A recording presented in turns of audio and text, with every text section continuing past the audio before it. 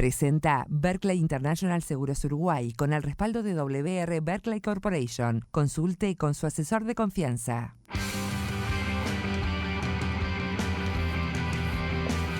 ¿Qué tal? ¿Cómo están? Buenas noches, amigas y amigos. Bienvenidas, bienvenidos. Empezó Código País. Vamos a hablar de la inseguridad otra vez, pero hoy desde el punto de vista de los policías y los ex policías también. Vamos a contar con su aporte de lo que está pasando en nuestra sociedad. ¿Qué tienen para decir los policías? Vamos a tener con nosotros hoy a Juan Carlos Cipollini, que es el presidente del Círculo Policial, que es una entidad que aúna a oficiales de la policía retirados y también en actividad. Señor Cipollini, bienvenido a Código País. Un gusto Muchas gracias, reitero que nos sentimos muy honrados por la invitación. Bueno, 36 años en la calle. 36 años de policía. De policía, muy bien. Pero también vamos a tener con nosotros a Miguel Barrios, que es secretario de Asuntos Legales del Sindicato Único de Policías del Uruguay. Barrios, bienvenido. Gracias. Muchas gracias por la invitación. 16 años, casi 17 en las calles. En las calles. O sea, tenemos dos personas con experiencia sobre todos estos temas, con los cuales vamos a conversar de inmediato, amigas y amigos. Pero antes también, bueno, Alfonso, Gaby, buenas noches. ¿Qué tal? Buenas noches a todos. Alfonso, el escenario de la inseguridad nos sigue convocando porque seguimos analizándolo. Sí.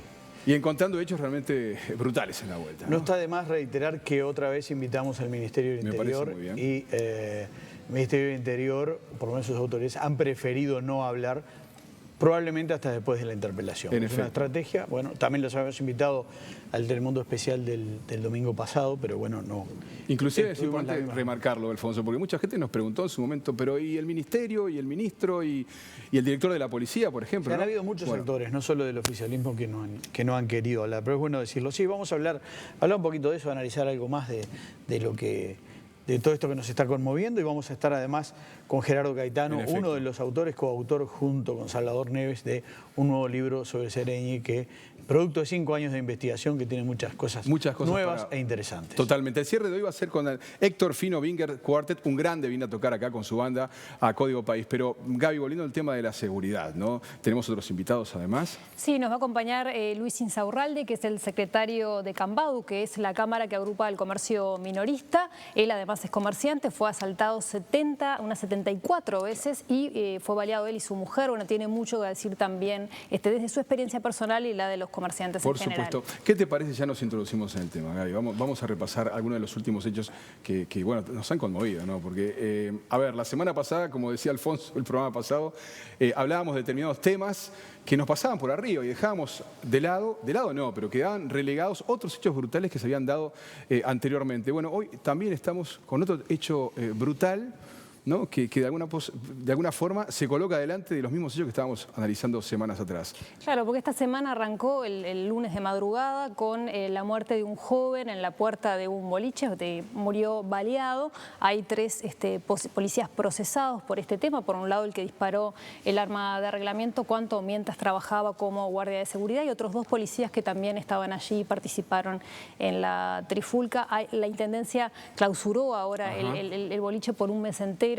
Pero bueno, nosotros lo que queríamos hacer era como traerles un poco qué sucedió en ese barrio, que es el barrio municipal, que queda en la zona de Casaballe, de donde era oriundo este joven, Nicolás Cuña, de 19 años. Y bueno, estuvimos recogiendo allí muestras de dolor, pero también de indignación de la gente que dice, bueno, hay algunos barrios que están un poco como encasillados, que remiten a ciertos estereotipos. Y bueno, justo esta semana se conoció que Casaballe era uno de los barrios donde los homicidios son bastante más frecuentes que en otros barrios. Bueno, vamos a comenzar Código País con el siguiente informe entonces.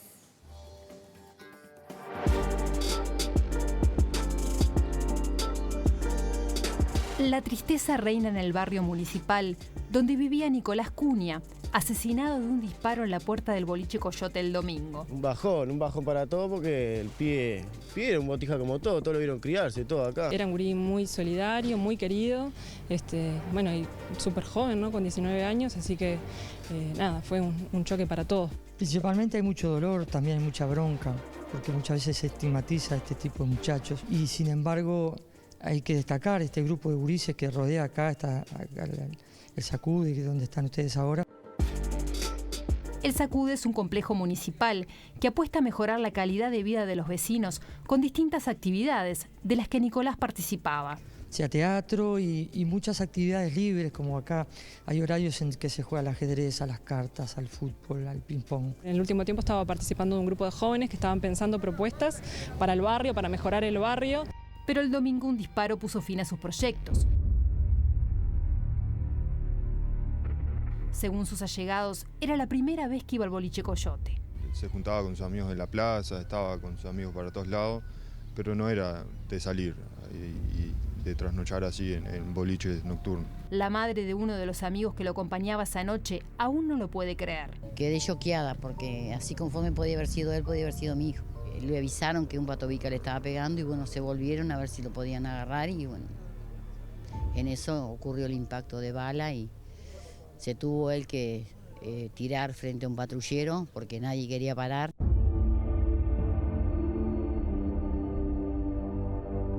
Y aquí en el barrio municipal todos los vecinos y amigos de Nicolás lloran su muerte y dicen que era un chico común, que le gustaba hacer muchísimas cosas, incluso por su barrio. Lo recuerdan con carteles y escuchando el rap que había grabado hace unos días sobre su barrio. Hace poco tiempo, unas semanas atrás, había empezado como a vincularse con esa música. Nosotros le conseguimos que fuera a la Usina Cultural a grabar una canción que estuvo grabando la semana pasada con 2 amigos más y estaban súper ilusionados con eso, querían grabar un disco para fin de año. Que era en lo que él estaba enfocado y feliz y contento y que a cada rato nos hacía mención del lanzamiento del disco y que estaba emocionado, que se le cumplía el sueño y nada, quedó ahí. Pero la muerte del de la nota, como Nicolás se hacía llamar en el mundo musical, ocasionó protestas y disturbios que terminaron con autos y contenedores quemados.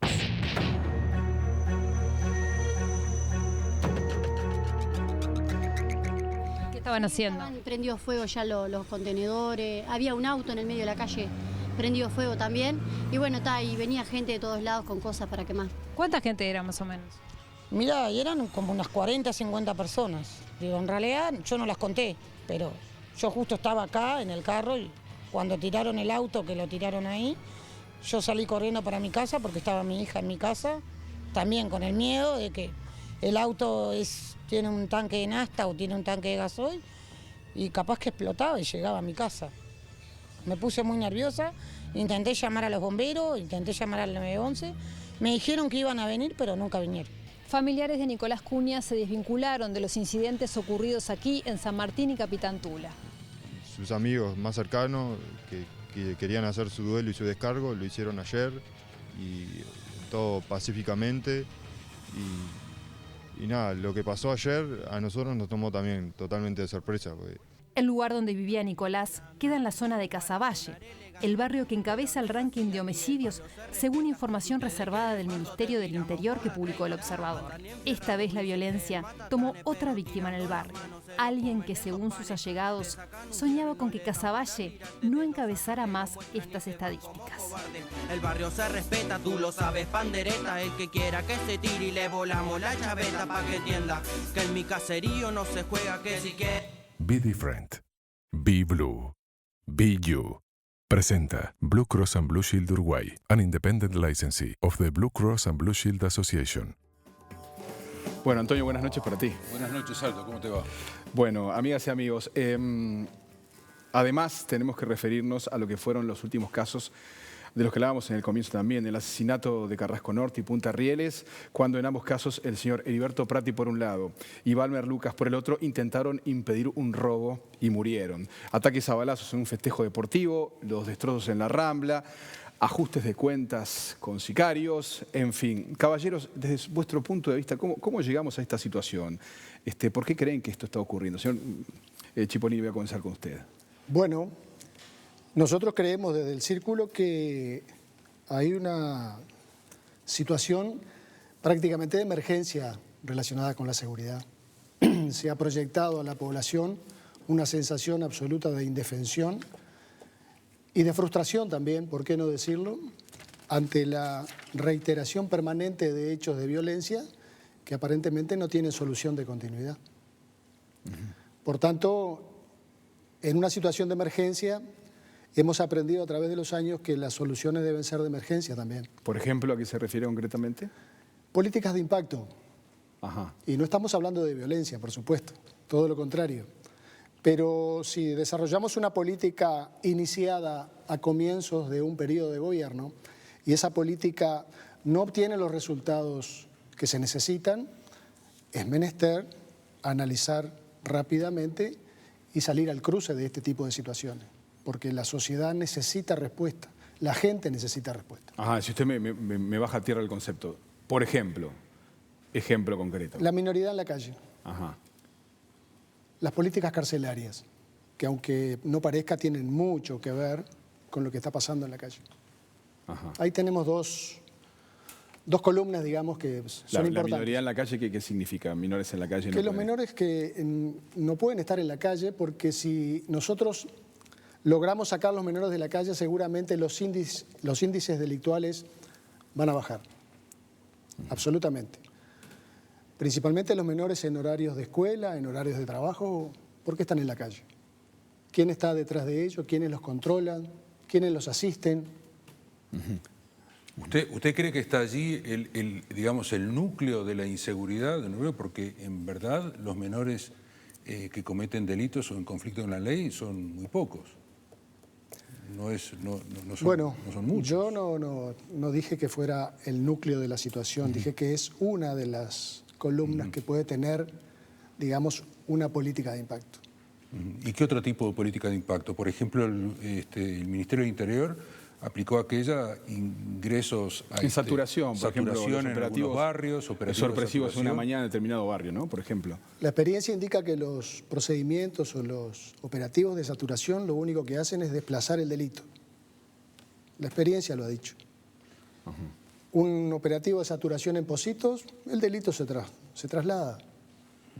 Y hay una gran movilidad, hay un gran desgaste de los recursos y los resultados son menores. Ajá. En el caso de barrios, ¿qué opina? ¿Estamos en una situación de emergencia? Sí, pienso que sí.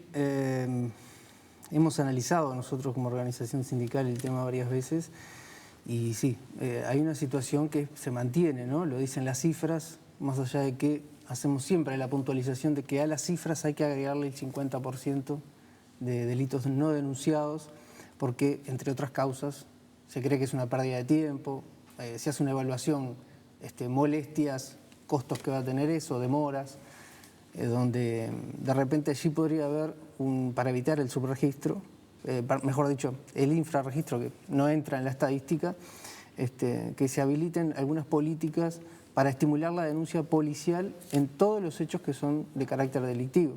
Para poner un ejemplo, si a un vecino le roban un contador, es muy difícil en la evaluación costo-beneficio que él vaya a perder todo un día de trabajo, cuando en realidad solamente cuando se hace una declaración en sede judicial se compensa el día o el jornal. En cambio, cuando se hace una denuncia en la seccional, no digo que lleve todo el día, pero a veces puede llevar un par de horas, no se compensa ese dinero. No hay legislación en ese sentido. Entonces, por allí podría haber un estímulo para que todas las denuncias tengan un fin en el sistema. Y desde el punto de vista general, desde luego.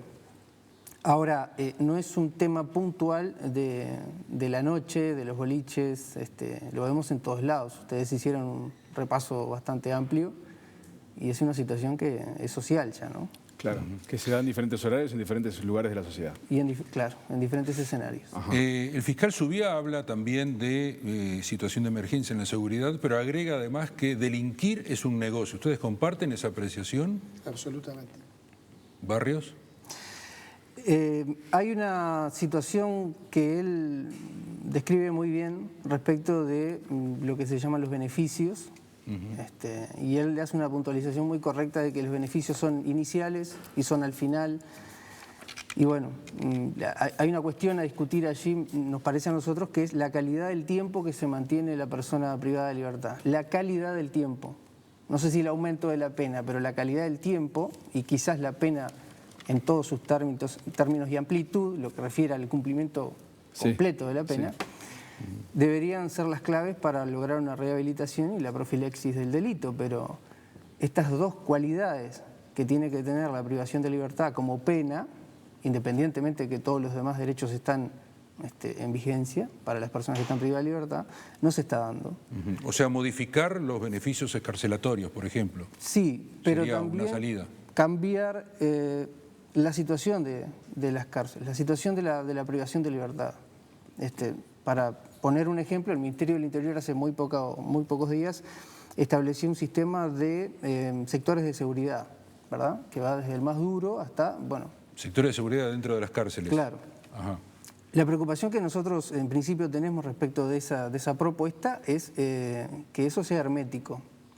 Y una de las cuestiones que siempre nos planteamos es que si la influencia, es decir, la persona viene de un contexto crítico, de conflicto, ingresa al sistema de privación de libertad y tiene que haber una contención ahí, pero tiene que haber un filtro de las personas que lo van a visitar, que no sean una mala influencia, porque si no es inútil hacer un bloqueo de celular y es inútil un programa de rehabilitación cuando está teniendo contacto permanente con el exterior. Con el exterior que lo llevó a esa situación o a ese contexto.